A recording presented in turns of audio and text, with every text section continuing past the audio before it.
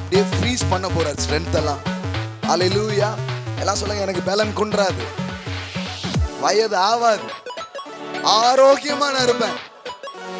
இது எக்ஸசைஸ்லயோ ஃபுட்லயோ இல்ல வேற எதுனால வர்றது இல்ல. இது தேவ ஆவியினாலே வருகிற பலனாக இருக்கு, கர்த்தர்ட்ட இருந்து வர்ற பலனாக இருக்கிறது.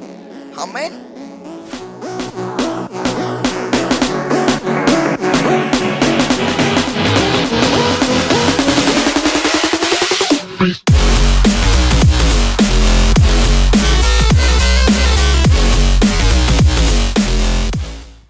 விடக்கூடாது. நம்மளும் அவரை பார்த்துட்டே இருந்தோம்னா நம்மளும் டயர்டாக மாட்டோம். சரி, அடுத்த கஸ்டமர்கிட்ட போவோன்னு போயிடுவோம், அடுத்த ஆள்கிட்ட பேசுவோன்னு போவோம்.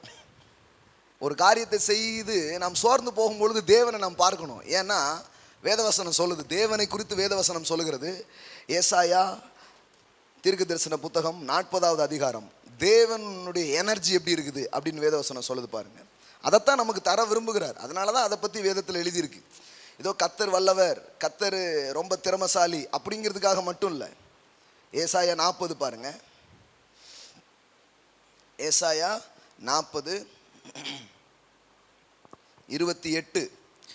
பூமியின் கடையாந்திரங்களை சிருஷ்டித்த கர்த்தராகிய அநாதி தேவன் என்ன பண்றதில்லை? எல்லாம் சொல்லுங்க, சோர்ந்து போவதும் இல்லை, இளைப்பு அடைவதும் இல்லை. இதை நீ அறியாயோ, இதை நீ கேட்டதில்லையோ, அவருடைய புத்தி ஆராய்ந்து முடியாதது. அவர் சோர்ந்து போவதில்லை, அவர் என்ன பண்றதில்லை, இளைப்பு அடைவதே இல்லை. ஆனா பெரிய வேலையை செய்றார். என்ன வேலையெல்லாம் செய்றாரு? அதுக்கு முந்தின வசனத்துல 26வது வசனத்துல பார்த்தீங்கன்னா, உங்கள் கண்களை ஏறெடுத்து பாருங்கள், அவைகள் சிருஷ்டித்தவர் யார்? அவர் அவைகளின் சேனையை லக்கத்திட்டமாய் புறப்பட பண்ணி அவைகளையெல்லாம் பேர் பேராக அழைக்கிறவராமே. அவருடைய மகா பலத்தினாலும் அவருடைய மகா வல்லமையினாலும் அவைகளில் ஒன்றும் குறையாமல் இருக்கிறது. கேலக்சியே மெயின்டைன் பண்றார். அண்ட சராசரங்களை படைத்து எல்லாத்தையும் சிருஷ்டித்து அதை அவர் என்ன பண்றாராம்? தாங்கி கொண்டிருக்கிறார். தம்முடைய வல்லமை உள்ள வார்த்தையினாலே அதை தாங்கி கொண்டிருக்கிறார். எல்லாம் பர்ஃபெக்டா போயிட்டு இருக்குதான். இவ்வளோ பெரிய வேலை பண்றாரு. இவ்வளோ பெரிய வேலை பண்ணியும் அவர் என்ன ஆகிறது இல்லையா? என்ன சொல்லுங்க, சோர்ந்து போறது இல்லை, இளைப்பு அடைவதும் இல்லை. இப்படி சொல்லிட்டு 29ல சொல்லியிருக்குது, சோர்ந்து போகிறவனுக்கு அவர் பலன் கொடுத்து சத்துவம் இல்லாதவனுக்கு சத்துவத்தை பெருக பண்ணுகிறார். இளைஞர்கள் இளைப்படைந்து சோர்ந்து போவார்கள், வாலிபரும் இடறி விழுவார்கள். கர்த்தருக்கு காத்திருக்கிறவர்களோ புது பலன் அடைந்து கழுகளை போல செட்டைகளை அடித்து எழும்புவார்கள். அவர்கள் ஓடினாலும் இளைப்படையார்கள், நடந்தாலும் சோர்ந்து போவார்கள், சோர்ந்து போகார்கள். ஆமென். அப்போ பாருங்க, வேற மாதிரி ஒரு பலன். எல்லாம் சொல்லுங்க, இது வேற மாதிரி. இது காம்ப்ளான் குடிச்சு வர்றதோ இல்லை ஏதோ லேகியம் சாப்பிட்டு வர்றதோ கிடையாது.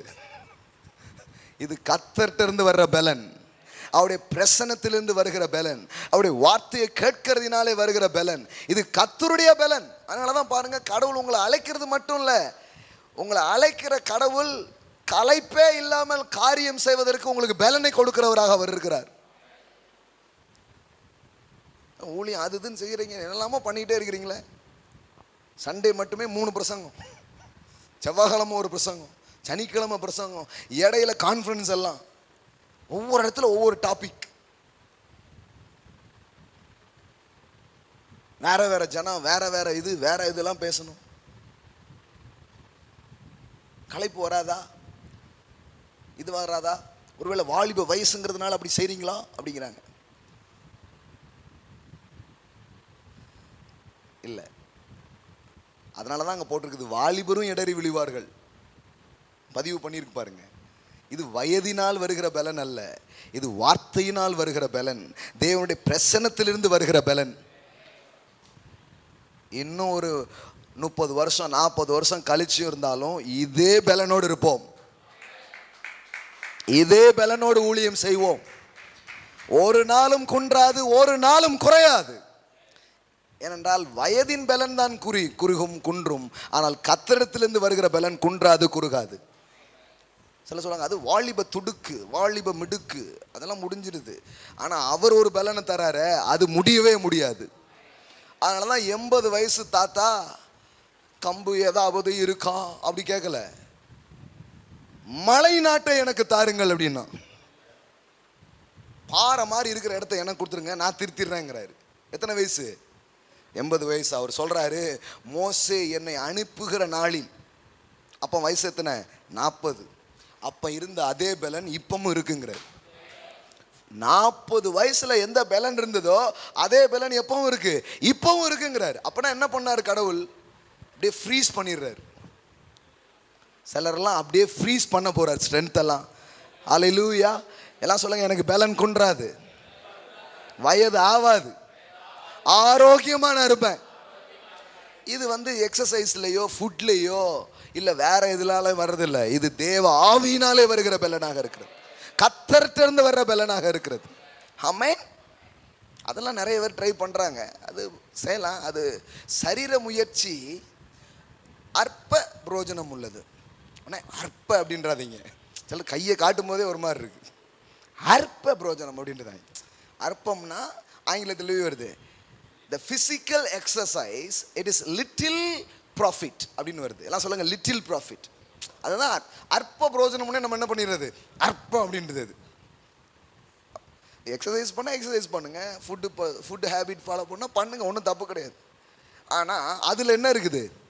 It is a little profit, that little profit. அதில் கொஞ்சம் ப்ராஃபிட் இருக்குது. ப்ராஃபிட்டே இல்லைன்னு இவங்க சோம்பேறித்தனத்தை இது பண்ணுறதுக்கு அதை சொல்லிட்டு இருப்பாங்க. இது காலையில் எழுந்திரிச்சு போகிறதுக்கு இதெல்லாம் முடியாது. இதுக்கு காலையில் எழும்புறதுனா கஷ்டம், கொஞ்சம் கையை காலை நீட்டுன்னா ரொம்ப கஷ்டம். அதனால் இது என்ன பண்ணுது, அது என்ன எக்ஸசைஸ், நமக்கெல்லாம் காத்தரின் பலன் அப்படிம்பாங்க. இது சரி, அதாவது இருக்கான்னு பார்த்தா அதுவும் இல்லை. இது அந்த மாதிரி இருக்கக்கூடாது பாருங்க. லிட்டில் ப்ராஃபிட், எல்லாம் சொல்லுவாங்க லிட்டில் ப்ராஃபிட். எக்ஸசைஸ் எல்லாம் பண்ணலாம், உணவு முறைகளை சில காரியத்தை பண்ணலாம். ஆனால் நம்ம அதில் லிட்டில் ப்ராஃபிட் இருக்குது. எல்லாம் சொல்லுங்கள், கொஞ்சம் பிரயோஜனம் இருக்குது. ஆனால் நாம் பேசி கொண்டிருக்கிறது, நாம் சிந்தித்து கொண்டிருக்கிறது அதல்ல. தேவ பக்தி என்பது, ஆவிக்குரிய வாழ்க்கை என்பது அதிக பிரயோஜனம் உள்ளதாக இருக்கிறது. ஆமென். இது வேற மாதிரியான ஸ்ட்ரென்த், இது வேற மாதிரியான பலன், கர்த்தருடைய பலன், கர்த்தருடைய ஜீவன் அங்கிருந்து வருது. அப்போ ஒரு காரியத்துக்காக உங்களை அழைச்சிக்கிறது மட்டும் இல்லாமல் கடவுள் அதுக்கு பலனை அவர் கொடுக்குறாரு. என்னமோ தெரில, லாஸ்ட் மந்த்து வீக்ஸ் எல்லாமே ஒரு வார்த்தை திரும்பி நான் சொல்லிட்டே இருக்கிறேன் சபையில், அது பலன் என்கிற வார்த்தை. அல்லேலூயா. நான் நம்புகிறேன் உங்களுக்கு இழந்த பலனை கூட தேவன் திரும்ப பண்ணுவார். அல்லேலூயா.